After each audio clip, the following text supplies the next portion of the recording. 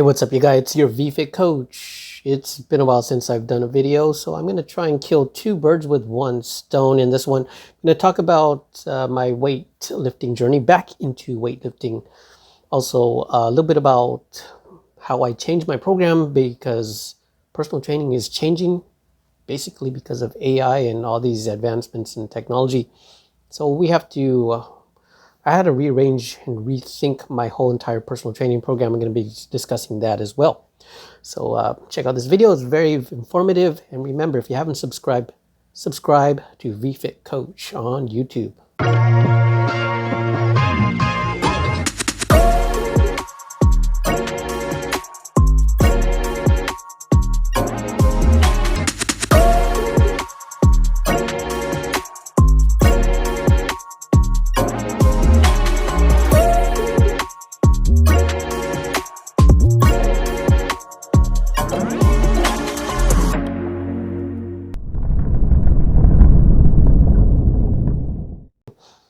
About 2 weeks ago, I decided, okay, I want to start weightlifting again. However, it's been 5 years, and I am in the 67 kilo class. I am 57 years old. I am in the 55 to 60 years old category, of course. Yeah, I don't look old, but I am old. But back to deciding to do a meet. I had to do the meet, this meet, specific meet, because it's the deadline to qualify for the North American Open, which is roughly in 5 weeks. And what happened was I stepped on the scale and I said, oh my God, I'm 7 pounds over, around 7 pounds over the weight limit, which is 67 kilos, or if you want to say 147.8 pounds. I was around 153, 154. 1 week to do this competition, I decided, okay, I'm just going to drop 7 pounds. And because I've done this before, done it maybe 5 times, I had to drop a significant amount of weight before a competition. However, like I said, it's been 5 years since I've done a meet. So worked on my diet, started eating properly, reduced my carbs. I have this technique where I go up and down on carbs. Days that I work out, I eat more carbs. Days that I don't, I reduce my carbs. And there's a lot to do with water, drinking a lot more water. Also monitoring the whole process, like stepping on the scale in the evening, stepping on the scale in the morning. Some of you that are my clients, I've heard the process because I mentioned it several times.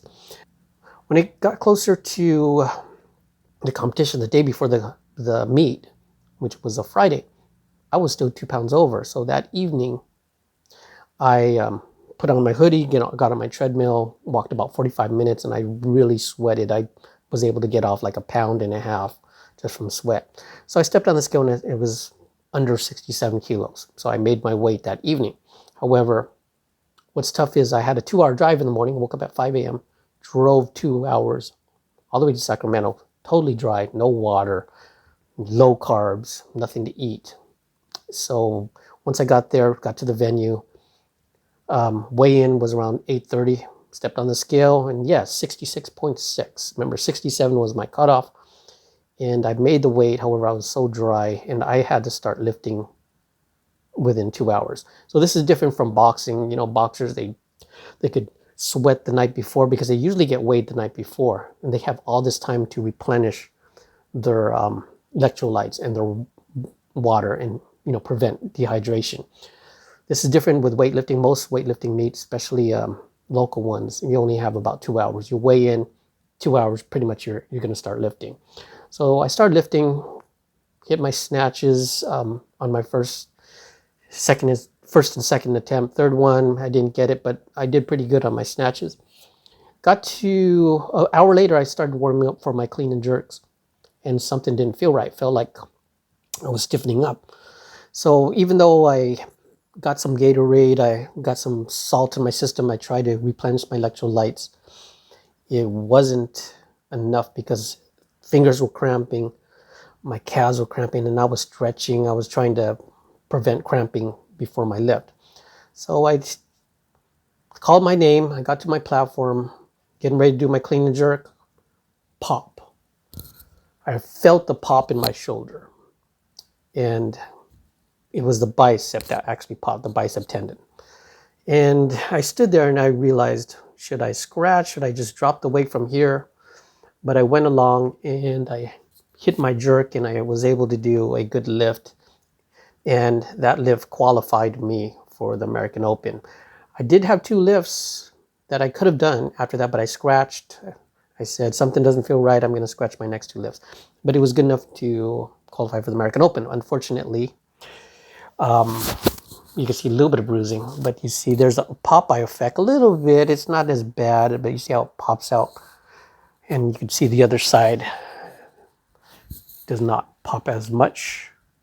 Okay, I don't have big biceps because, of course, in weightlifting, you don't want big biceps because when you catch the bar, the biceps, if they're too big, they get in the way.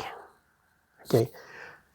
However, it's been a week. This is day 7, and it feels like it's recovering really quick. Now, for those of you who are not familiar with this injury, it is a proximal bicep tendon tear, okay, on the long head. Okay, I didn't get diagnosed, but it's pretty obvious. See, it did pop by, it did, or this way downward, and you could clearly see it after I lifted. So I got some ice and took care of it, drove home, iced it even more, got some rest, and it's ready day 7, and it feels like I'm gaining a lot of strength. So the question is, should I still train for the North American Open, or should I just postpone everything, get surgery maybe, and try and fix it? So this, I'm not going to give you an answer right now because I really don't even know the answer right now. But I could just tell you the status right now that I'm gaining strength. I grabbed a 15-pound dumbbell. I was able to lift a 15-pound dumbbell no problem. If I could get up to like 30 pounds, I'm going to be near fully recovered soon. So that would be the sign to tell me like, okay, maybe I don't need surgery, or maybe I should postpone surgery. Now, yes, I will get a lot of criticism for that, or a controversial topic about saying that you should get surgery within the first 3 weeks of an injury. But if you known me, if you followed me and you followed my career, I have always been pushing high limits. I do have a former California record in the powerlifting, USA powerlifting. I have a deadlift and a bench press former record, which I'm going to try and reclaim. And yes, I did go to Masters World Cup in weightlifting. Also went to Pan Am's in 2018, Pan Am's Masters weightlifting in 2018 in Canada. So I'm not the type of guy that's going to be, saying an injury is going to stop my career. Right now, it's very little pain. My rotator cuff, which has been haunting me on my left side for, I don't know, maybe a decade because of snowboarding. Mainly that's how I tore it. It never fully recovered, so I'm dealing with pains elsewhere. So this could be a minor setback, but I don't think it's a career ending, or doesn't mean I could still have put up some great numbers. Now remember, I'm 57. Do I want to be doing weightlifting for the next 10 years? I don't know. Because if I want to do it for the next 10 years and I want to be great, maybe I should stop, get the surgery, and try and recover fully. However, I don't know. I may not be doing it in the next 5 years. So, hey, if I can put up some good numbers with a toned bicep, might as well do it. And right now, it's not really affecting my daily lifestyle. I'm lifting pretty good.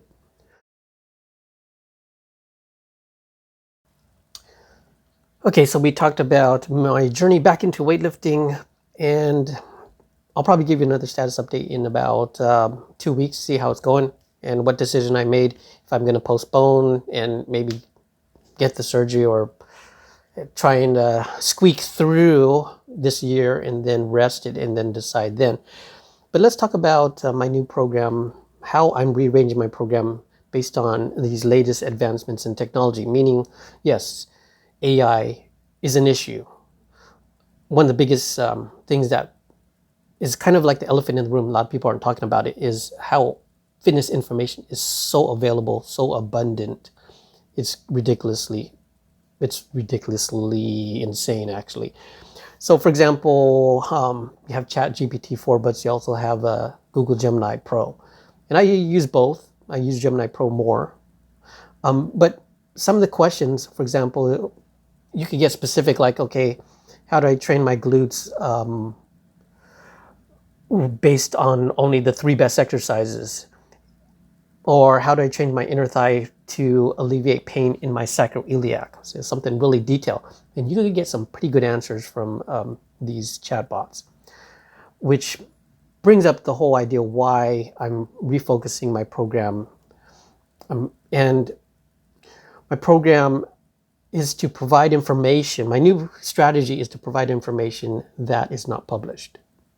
So that way these chatbots cannot get a hold of it. So my program is going to be more exclusive and more under wraps. So you would have to hire me, and you could get consulting, whether it's online or in person as a personal visit. But when you look into the details, there's three things that you have to pay attention to, or four things that may change in the next 5 or 10 years.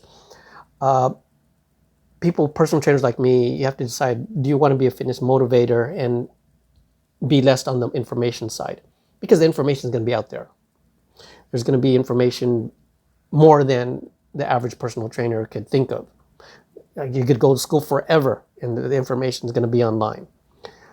So you could be a fitness motivator and still make money, and you could build value to your personality and your characteristics of your program. Make it fun, make it exciting, do something different. So number one, you could be a fitness motivator. Number two, you could offer more dynamic services. So these are the four things that personal trainers should consider, and this is why I've been focusing on changing my program. If you offer more dynamic services such as stretch lab, okay, sports specific, if someone wants to be a great tennis player or something like that, they could focus on that specific sport. Okay, physical therapy, so you could broaden your services. Number three is to optimize your programming techniques, and that's what my main focus is the technique. How to get you from point A to point B quicker based on the knowledge out there. So if you have your own exclusive trade secrets, keep those under wraps these days, because once it's published, you're pretty much screwed once, it's on the web and it's available on the net, because these AI bots will get a hold of it, and your value of your information will diminish. The value will diminish. Okay, so you want to optimize your programming techniques. Mine happens to be volume. I keep a close wrap and monitor my client's volume, and I utilize how to manipulate volume in the workouts to make them get to the results quicker. Okay, number four, newer knowledge. Like I mentioned in the beginning, if you discover a new technique, don't publish it right away. Keep it under wraps. Keep it exclusive to your personal training program. So those are the four things that have to be addressed by personal trainers. Now, if you're a client, there's three focuses. Three focuses that I want you to do. One is the effort. Really recognize how much effort it takes. The magic number for me, based on my experience, a client has to put 4 hours of exercise per week just to see results. Because while some people could do 2 hours, some people could do 3 hours, there's that margin of error of messing up. Meaning, if you're going to only train 2 or 3 hours per week, it has to be precise, optimized with no mistakes, and you could see significant results. Okay, clients that just want to do 1 hour a week, you're maintaining. It's so difficult because there's so many variables that happen during the week that prevent you from progressing. Adaptation, you adapt to the program too. So 4 hours is kind of like the magic number. Can you do 5 hours a week? Sure, but there's a diminishing return, meaning the more you keep doing specific movements, the more you're easily adapting. Okay, and we'll discuss that in another video. Now, these 4 hours, what do you do in these 4 hours? It could be a combination of 2 hours resistance training, 2 hours cardio. It could be 3 hours resistance training, 1 hour of cardio. It really depends on where you stand, what is your fitness level, and how did you progress from the last cycle of training. In order to make good progress, you have to utilize those 2 hours of resistance training. You have to work up to intensity where it's effective and progress on it. Meaning you can't do the same workout every time and make progress. So this is where volume comes in handy. In order to make a good progression, you have to measure volume. And what I do with my clients is, if you did a leg workout and let's say you hit 30,000, you move 30,000 pounds of weight during that workout, the following workout, I'm going to try and do 32,000. So these progressions assure that you are going to progress in long term, because you are getting stronger. You're only training an hour, but you are getting stronger. You're moving more weight. So that's why volume is very important. The third thing, of course, is nutrition. Now, controlling calories, but you have to balance your nutrients, you have to balance your macros and support your workout. So you have to get enough carbs and protein if you're going to plan to work out that day. And those days that you're not, you have to have enough protein so that your body could synthesize and repair itself. So those three key focuses: exercise, effort, give me 4 hours. Progressions, you need to measure your volume.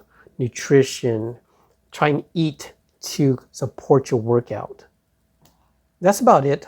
I'm going to be getting into more details about my program a little bit later, but if you're interested, subscribe if you haven't. VFit Coach on YouTube. I'll see you guys soon.